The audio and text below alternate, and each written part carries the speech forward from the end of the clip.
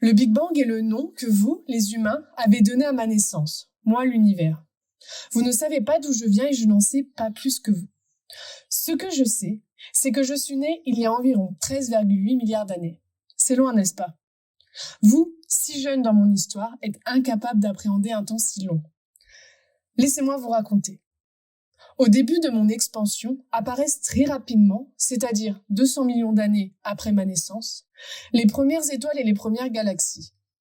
J'adore les galaxies. Ce sont pour moi des objets mystérieux et magnifiques, remplis d'étoiles, de gaz et de poussière interstellaire. J'admire leur lente formation sur les milliards d'années qui se façonnent au gré des collisions. D'ailleurs, j'ai hâte d'observer la collision de votre galaxie, la Voie lactée, avec celle d'Andromède dans 5 milliards d'années. C'est dommage. Je me souviens de sa naissance, il y a 10 milliards d'années. Ainsi, votre galaxie est déjà au tiers de sa vie. Ce temps qu'il lui reste, il représente l'âge de votre système solaire et de votre belle étoile, le Soleil, né il y a environ 4,5 milliards d'années. Parmi les 8 étoiles qui gravitent autour de lui, il y a la vôtre, que vous avez nommée Terre. Je suis fascinée par l'évolution de ses formes. Tiens, prenons ce petit bout-là, les Alpes, qui ont débuté leur périple il y a 30 millions d'années.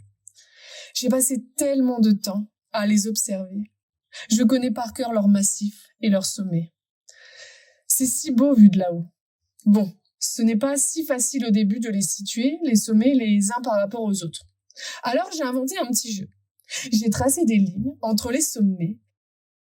De ces lignes apparaissent des formes qui me rappellent des événements de mon histoire. Alors, souvent, quand je suis nostalgique, je viens regarder vos montagnes, griffonner des constellations terrestres que j'ai inventées. Oh, j'ai presque oublié de vous partager ma découverte étrange. Dans la région des Alpes, de Haute-Provence, j'ai cru apercevoir des fossiles qui ont la même forme que moi. Enfin, je ne suis pas sûre vu la distance où je suis. Univers, tu n'as pas tort. Ces petits fossiles, ils sont apparus juste avant ma naissance, moi les Alpes, il y a 200 millions d'années. C'est le même temps qu'il a fallu à tes premières étoiles pour apparaître. Ces fossiles font désormais partie de moi, et plus particulièrement dans ma partie des Hautes-Alpes.